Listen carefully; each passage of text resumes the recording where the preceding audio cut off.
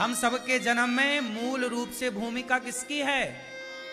बोलो, काम की। काम। अब आगे सुनो। शादी ब्याह आपकी हो गई तो आप पत्नी के संग तो रहोगे।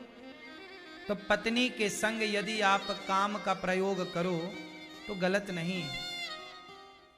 काम गलत तब बन गया जब आप अपने वासना को, पत्नी को छोड़कर पराई स्त्री की तरफ आपने वासना की दृष्टि से नजर उठाई, तो काम क्या बन गया? गलत। रावण ने सीता मां को देखा, पराई स्त्री को देखना गलत भाव से, काम भाव से, क्या उसे देखना और उसे छूना सही है?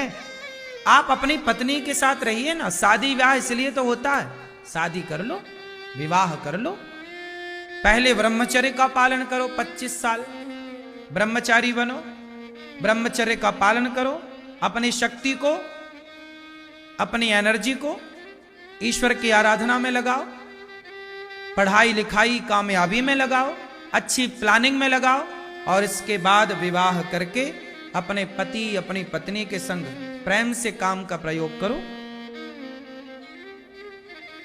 काम तब अच्छा होगा जब सिर्फ पत्नी और पति के बीच में रहे। यदि पति और पत्नी के यहां से काम किसी तीसरे की तरफ भागा तो वो काम तुम्हारा काम तमाम कर देगा। हाँ या ना? बात सही है कि गलत है? इसलिए काम अच्छा है यदि पत्नी और पति तक सीमित रहे तो। पराई स्त्री पराय पुरुष की तरफ काम दृष्टि गई, वासना गई कि सर्वनाश, लिख लेना, सर्वनाश ही होगा, दूसरा ऑप्शन नहीं। आज जो लड़का लड़कियां लिव-इन में रहते हैं, शादी विवाह के पहले ही काम का प्रयोग करते हैं, इनकी जो संतानें होंगी ना, ये खुद क्या बन गए? विवाह के पहले यदि आपने किसी स्त्री को टच किया, विवाह के पहले यदि आपने किसी पुरुष को टच किया, तो हमारी भाषा में कहते हैं कि ये स्त्री वैश्या हो गई।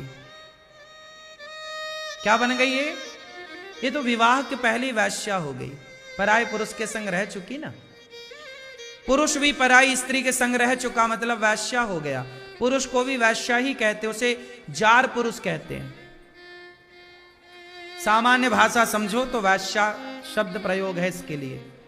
हाँ या ना? तो तुम्हारी वासना ने, तुम्हारे काम ने क्या बना दिया?